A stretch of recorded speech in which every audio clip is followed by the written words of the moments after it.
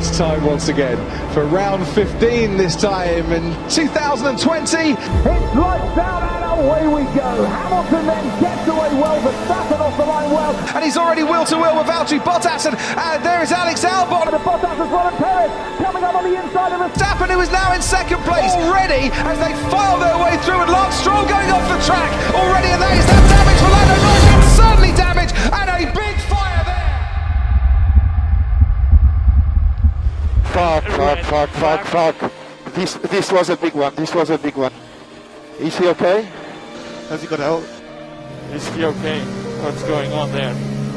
Tell me he's okay, please. Tell me he's okay. I sit back down, all my muscle relaxes. Almost not a smile, but in peace with myself, thinking I'm dead. Which part's gonna burn first? Is it the foot, the hands? It's gonna be painful.